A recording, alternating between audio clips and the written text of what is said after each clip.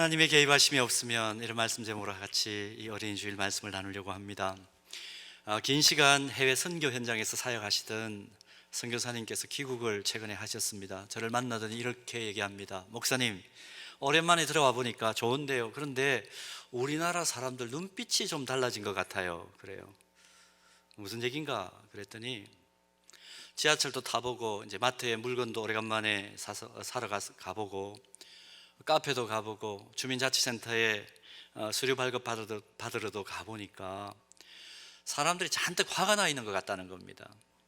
건드리기만 하면 폭발할 준비가 되어 있는 듯한 그런 느낌을 받았다는 겁니다. 여러분들은 어떻게 느끼십니까? 요즘 대중교통을 타고 다니고 여러 사람들 접촉해보면 어떠신가요? 좀 살벌하다는 느낌 들지 않습니까? 선교사님의 이런 느낌, 또 우리가 가지고 있는 느낌을 뒷받침하기라도 하듯이 지난 4월 말에 2021년 한국사회 울분조사라는 그 결과를 보았는데요, 보니까 우리나라 국민 중에 10명 가운데 6명은 지금 전문가 도움이 필요한 만성적 울분 상태에 있다, 이런 결과가 나왔습니다. 어른들만 그럴까요? 우리 어린아이들, 어떤 초등학생이 TV에 나와서 그런 인터뷰를 하더라고요. 이렇게 살기 힘들 줄 알았으면 우리 집 강아지로 태어날 걸 그랬어요, 그렇게 얘기합니다. 어린이와 청소년의 행복지수가 OECD 22개 나라를 대상으로 조사한 결과를 보니까 행복지수 최하위 수준인 20등이더라 하는 것 우리가 보았죠. 삶의 탈출구가 전혀 보이지 않는 듯 하니까 어른들도 힘들고 청년들은 청년들대로 힘들고 각 세대들마다 다 힘듭니다. 모두가 울고 싶은데 그냥 울 수는 없고 누군가 좀 뺨을 때려주면 좀 시원하게 울고 싶다, 그런 느낌을 지금 계속 표현하고 있는 것 같아요. 너무 삭막합니다. 이런 상황 속에 우리에게 필요한 것이 뭘까요? 이런 상황 속에 내몰려 있는 우리들에게 필요한 게 과연 뭘까? 위로죠. 누군가 안아주는 것, 누군가 격려해 주는 것, 진짜 우리를 힘나게 하고 또 새롭게 살아갈 용기를 얻게 만드는 위로와 격려, 이게 지금 우리에게 필요하지 않을까요? 이런 현실을 확인하면서 오늘 본문을 함께 살펴보기를 원합니다. 150편으로 구성된 전체 시편 가운데 솔로몬이 지은 시편은 딱 2편밖에 없습니다. 오늘 본문과 72편 두 시편밖에 솔로몬이 쓰지를 않았는데, 표제를 보면 오늘 시편은 솔로몬이 성전에 올라가는 노래, 이렇게 되어 있습니다. 우리의 모든 일상 속에서 진짜 힘나는 위로를 해주고 실제로 모든 상황을 이겨낼 수 있는 복을 주시는 하나님을 이 시편 속에서 기록하고 있습니다. 오늘 시편 저자가 누구라고 그랬죠? 솔로몬이라고 그랬습니다. 솔로몬이 누구입니까? 당대뿐만 아니라 세계 역사의 흐름 속에 이후에 나타난 모든 10왕들 가운데 지혜의 왕으로 가장 대표적으로 닮아가고 싶은 통치자로 꼽힌 사람 아닙니까? 성경도 보면 역대하 9장 22절에 보면 솔로몬을 이렇게 평가합니다. 솔로몬 왕의 재산과 지혜가 천하의 모든 왕들보다 큰지라 그랬습니다. 세계 역사 속에서 전 세계 통치자들이 닮아가고 싶은 기준이었고 표준이었고 좌표였다는 것입니다. 그런데 역사 속에서 이런 인정을 받았던 솔로몬이 그 인생이 항상 꽃길이었을까요? 그런 것만은 같지 않습니다. 왜 이렇게 말할 수 있느냐 하면, 자신을 전도자라고 밝히면서 기록한 인생 지혜서, 전도서가 있죠. 전도서 1장 2절 말씀에 보면 이렇게 고백합니다. 전도자가 이르되 헛되고 헛되며 헛되고 헛되니 모든 것이 헛되도다. 아무리 세상에서 누구나 흠모할 만한 큰 지혜를 가지고 가장 많은 소유를 가지고 살았어도 인생은 허무하더라. 이것이 지금 솔로몬의 고백입니다. 자신의 지혜와 역량만 가지고 늘 기쁘고 행복하게 살아갈 수 없는 것이 인생이더라. 지금 솔로몬은 전도서 1장 2절을 통해서 그렇게 우리에게 고백하죠. 그래서 무엇입니까? 오늘 다시 본문으로 돌아와 보면 온 세상의 진정한 주권자이신 하나님께서 임재하시는 그 성전을 향해 내가 올라가고 있는데, 내 발걸음을 다시 성전을 향해 옮기면서 모든 인생들이 깨달아야 될 진리를 내가 지금 말한다. 그게 뭐냐? 여호와께서 사람들의 인생의 여정에 무엇 해주지 아니하시면 모든 것이 헛하다라는 겁니다. 하나님의 개입이 없으면 모든 것이 허무하다는 겁니다. 그러면서 하나님께서 인생의 여정 속에 개입하시는, 또 개입해 주시는, 그 편이 되어 주시는 하나님의 자녀가 일상적인 삶 속에서 받는 구체적인 복을 밝힙니다. 오늘 본문 속에서. 자, 어떤 복을 밝히는지 한번 볼까요? 첫 번째는 하나님께서 하나님의 자녀들에게 그 삶의 여정에 개입하셔서 어떤 복을 주시느냐? 첫 번째는 진정한 쉼의 복을 주신다. 오늘 본문을 보면 그렇게 기록하고 있습니다. 우리가 하나님 자녀로 일상을 살아가면서 때때로 우리 마음속에 문득문득 의문이 생길 때가 있습니다. 세상을 바라볼 때 우리가 하나님의 자녀이지만 생기는 의문, 뭐가 있나요? 예수 믿지 않고 하나님을 의지하지 않는 세상 사람들 가운데에서도 잘 사는 사람들이 너무 많아요. 전혀 신앙적인 삶을 살지 않는데, 근데 이상하게 성공 가도를 달리고 하는 일마다 척척 풀리는 형통의 길을 달려가는 것 같고, 또 안전하고 부유하게 실제적으로 살기도 합니다. 그런 사람들 볼 때마다 우리 가운데 의문이 생기죠. 야, 하나님 없어도 너무 잘 사네. 신앙생활 굳이 할 필요 있나? 도대체 이게 어떻게 된 일이야? 나도 하나님 없이 그냥 내 마음 가는 대로 한번 살면 어떨까? 그런 유혹이 슬며시 들 때가 있죠. 때때로는 이게 이제 심각한 의문에까지도 발전하기도 합니다. 자, 그런데 본문 1절에서 2절 말씀을 보면 솔로몬은 하나님의 개입이 없는 인생이 얼마나 불쌍하고 헛된 인생인가를 세 가지 예를 들어서 설명을 합니다. 첫째는 뭐냐면, 집을 짓는데 하나님의 개입하심이 없으면 허사라는 것입니다. 본문 1절에 나오는 집을 세운다, 이 표현은 그냥 문자적으로 집을 건축한다 그런 의미만을 가지는 것 아닙니다. 성경 속에서는 이것은 굉장히 다이적으로 여러 가지 뜻으로 쓰이는데요, 이 집을 세운다는 표현은 성경 속에서는 상징적으로 한 가정이나 한 가문을 세운다는 것을 의미합니다. 여러분 주위를 둘러보면 모든 사람들이 얼마나 자신의 가문을 명문 가문으로 세우기 위해서 동분서주하는지 모릅니다. 어제 유아세례 문답을 하면서 우리 사랑하는 자녀들을 안고 온 우리 부모님들이 우리 교회는 유아세례를 할 때마다 우리 자녀들을 영적으로 어떻게 키울 것인지, 또 관계적으로 어떻게 키울 것인지, 이것을 22개의 기도문으로 만들어 오라고 부탁을 미리 합니다. 그래서 와서 우리 부모님들이 자녀들을 품에 안고 우리 자녀를 이제 유아세례 받고 이렇게 키우려고 합니다. 소망의 기도를 다 고백하게 되어 있습니다, 당회 앞에서. 근데 그 자체가 너무너무 은혜예요. 근데 핵심 골자를 보면 뭐냐 하면, 하나님 없이는 안 됩니다. 이 자녀 하나님께서 함께 해 주시도록 내가 소망하며 키우겠습니다. 그게 핵심 메시지입니다. 지금 여러분, 이 세상 모든 사람들이 이 가문을, 자기가 속해 있는 가문을 명문 가문으로 세우기 위해서 동분서주하죠. 특히 부모님들 자녀들을 향한 교육 과열 정도가 아니라 교육 광풍을 일으키는 것을 봅니다. 공부가 개인의 출세와 가문의 영광과 직결된다는 것이 이게 사회 구조이기 때문에 어쩔 수가 없죠. 그래서 세계 1위 교육 광풍에 우리나라는 휩쓸려 있습니다. 그러나 어제 우리 유아세례 받았던 그 부모님들의 고백은 그것이에요. 하나님의 개입이 없으면 아무리 노력하고 열심을 다해도 허사이기 때문에 하나님께 이 자녀를 의탁합니다. 저는 그 고백이 옳다고 믿습니다. 솔로몬은 그 사실을 지금 우리에게 다시 한번 깨우쳐 주는 것이죠. 우리 가문을 명문 가문으로 만드는데 하나님의 개입하심이 반드시 필요합니다는 이 고백, 오늘 우리에게 다시 새롭게 고백되기를 소원합니다. 자, 두 번째 예는 뭘 드느냐 하면, 파수꾼, 경비병이 아무리 성을 잘 지켜도 하나님의 개입이 없으면 허사라는 것입니다. 파수꾼은 적으로부터 자기 자신은 물론이고 가족과 자기 동족과 자기 나라를 보호하고 지키는 막중한 책임과 역할을 감당하는 위치에 있지 않습니까? 그러나 아무리 좋은 장비를 가지고 아무리 잘 훈련된 파수꾼이라 할지라도 하나님의 개입이 없으면 그 수고와 깨어있음과 모든 노력 아무것도 아니라는 것입니다. 60대 초반 되신 부부 계신데요, 너무 사이가 좋은 집사님 부부예요. 우리 교회 부부는 아닙니다. 근데 어느 날 부인 집사님이 갑자기 발병을 해서 큰 수술을 받게 되는 그런 상황에 봉착을 했습니다. 수술에 앞서서 남편 집사님이 병원에 가서 함께 가서 이제 수술 앞두고 서약서를 제출하는데 그 절차를 밟는 과정 속에서 너무 마음이 아파서 펑펑펑 울었다는 거예요. 그리고 나한테 전화가 왔어요. 목사님, 이런 상황인데 기도해 주십시오. 근데 왜 울었냐고 물어보니까 이렇게 대답을 합니다. 서약서를 이렇게 쓰려고 보니까 서약서 속에 환자가 수술을 받는 중에 어떤 일이 일어나도 감수한다, 그 내용이 들어있고 그 옆에 보호자란에 자기 이름이 기재되어 있도록 이렇게 빈칸이 있더라는 겁니다.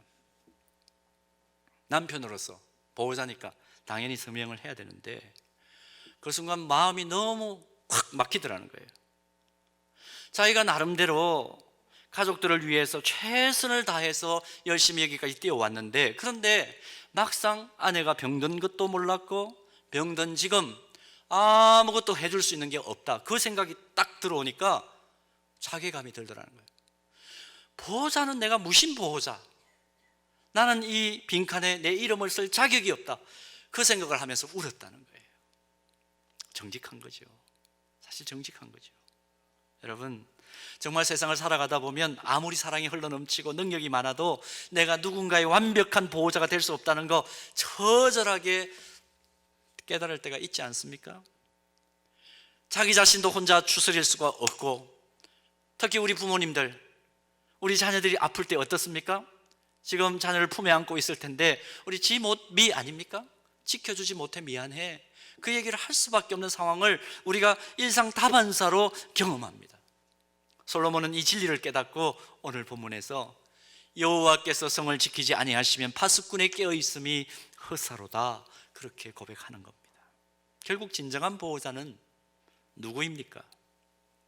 하나님밖에 없으시다, 그 고백을 하고 나의 인생 속에, 우리 가정과 우리 자녀들의 삶 속에, 나의 모든 일상에 하나님이 하셔야만 모든 문제가 해결된다, 이 진리를 깨닫고 살아가는 거, 그게 진짜 하나님의 자녀로서 사는 삶이야, 그 이야기를 오늘 솔로몬은 하고 있는 겁니다.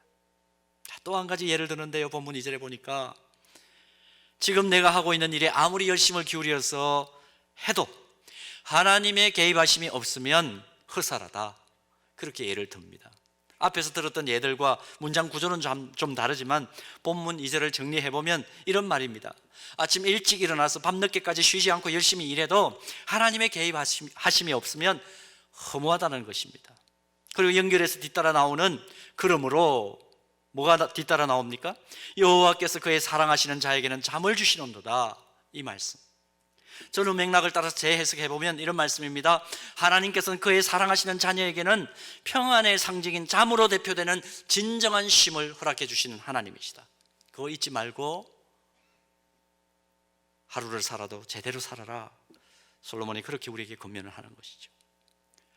염려나 일에 매몰되어 가지고 평안한 쉼 속에 질 높은 잠을 잘 자지 못하고 있는, 불면증에 시달리는 이 시대의 사람들에게 이 말씀은 언제나 얼마나 은혜가 되는 말씀인지 모릅니다. 특별히 그리스도인들에게는 정말 은혜가 되는 말씀입니다. 제3국을 통해서 탈북을 한 자매가 간증을 하는 시간에 제가 그 간증을 들었습니다. 직접 들었는데요, 탈북 과정이 정말 드라마틱해요. 영화를 한 편 만들어도 좋겠다 싶을 정도로 극적으로 위험했고 하나님의 인도하심이 순간순간 나타났던 그런 탈북 과정이었습니다. 근데 이 자매가 간증을 마무리하면서 이런 고백을 해요. 목사님들만 있었습니다. 저는 아무리 위험한 순간에도 하나님께서 나와 함께 하신다는 그 사실을 믿고 늘 잠을 푹 잤습니다. 잠을 푹 자니까 탈북하는 과정 속에 체력이 떨어지지 않았다는 거예요. 그래서 잠이 보약이라는 그 어른들의 말씀이 틀린 말이 아니다는 것을 경험적으로 깨달았다는 겁니다. 그러면서 이렇게 간증을 마무리합니다. 하나님 계신 곳이면 어디든 안전한 곳이지만 하나님 없는 곳은 어디든 위험합니다. 목사님, 하나님의 보호하심 꼭 믿으세요.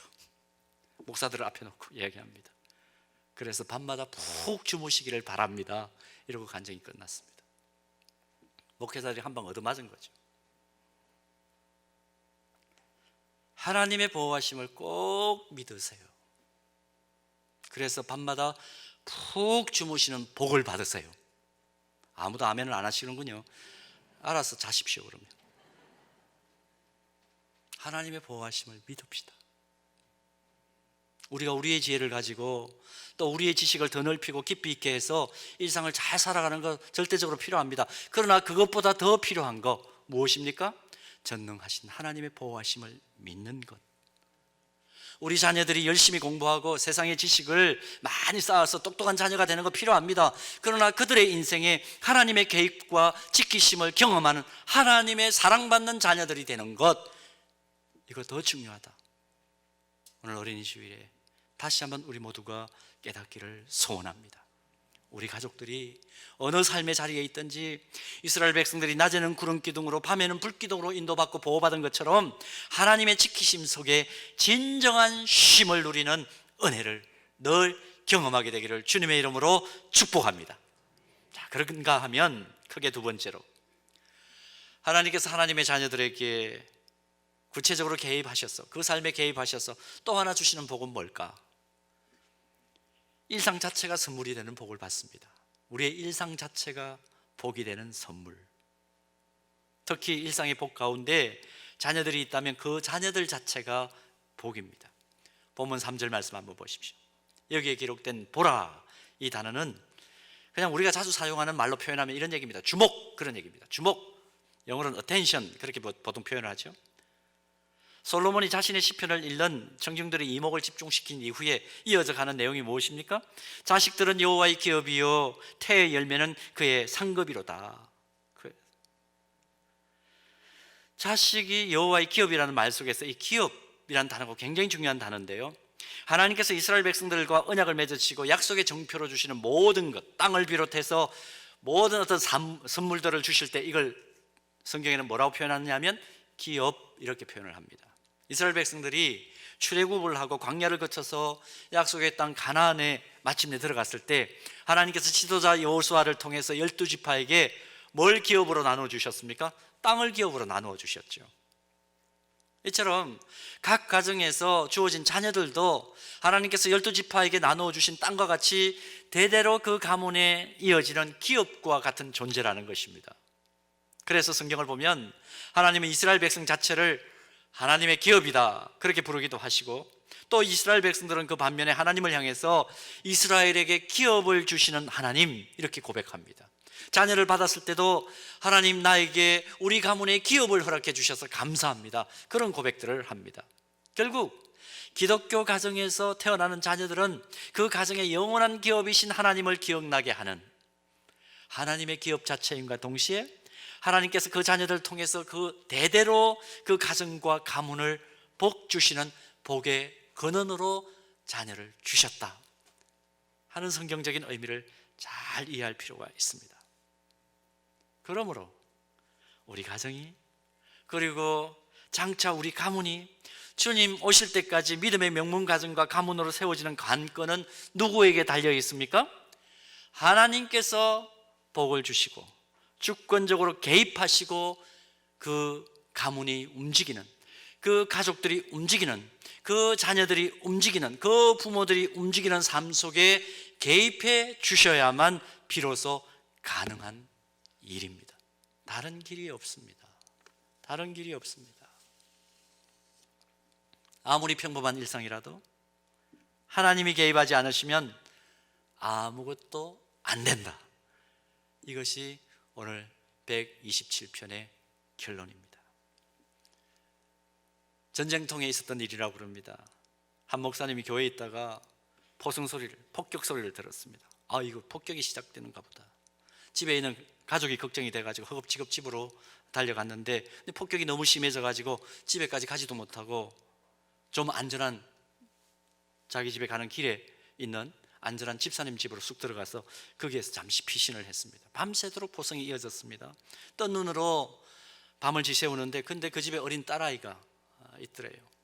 어린 딸아이가, 모르겠습니다. 오늘 어린이 세례받은 서연이 같은 아이였는지도 모르겠습니다. 어린 딸아이가 있는데, 근데 그 요란한 포성 속에서도 그 밤중에 밤새도록 너무 새근새근 편안하게 잠을 자더라는 겁니다. 이튿날 목사님이 일어나서 물어봤대요, 아이에게. 너 지난밤에 두렵지 않았니? 우린 폭격 때문에 한숨도 못 잤는데. 그랬더니 이 아이가 쌩긋 웃으면서 이렇게 대답을 하더랍니다. 목사님, 하나님이 안 주무시고 지켜주시는데 나까지 안 잘 필요가 없잖아요. 정확한 대답이죠. 하나님이 안 주무시고 지켜주시는데 나까지 안 잘 필요가 없지 않냐. 사랑하는 여러분, 우리 하나님은 언제나 내 편이십니다. 중요한 것은 내가 하나님 편에 서 있는가 하는 것이 우리의 삶을 어떻게 풀어나가느냐 하는 관건이 된다는 것 우리 잊지 마십시다. 어두운 세상입니다. 언제 폭발할지 모르는 울분에 가득 차 있는 세상 속에 지금 우리들이 있습니다. 그러나 사랑하는 자녀들과 우리 가정과 우리 가문의 삶에 직접 개입하셔서 미래를 열어가시고 우리의 일상을 안전하게 보호하실 뿐만 아니라 실제적으로 평안한 잠으로 대표되는 진정한 쉼을 주시는 하나님, 그분이 나를 지키신다. 나는 단지 그분을 인식만 하면 된다. 이 사실 잊지 않고 날마다 숨쉬는 순간마다 어려운 일 닥치더라도